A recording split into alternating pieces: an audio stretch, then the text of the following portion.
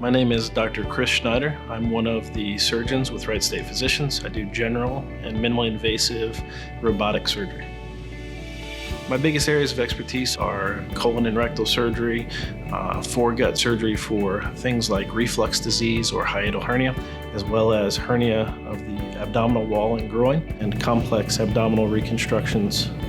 Coming back home, I was able to bring back a lot of the more complex abdominal techniques and procedures, and to be able to offer the same surgery and same recovery and same expectations for outcomes that they would get at any major institution. Most of those that used to be requiring large incisions now can be done through a few small incisions, and rather than spending a week in the hospital, you spend a day or two. Patients in general get the sense that they may just be a number, may just be a case, or just another operation.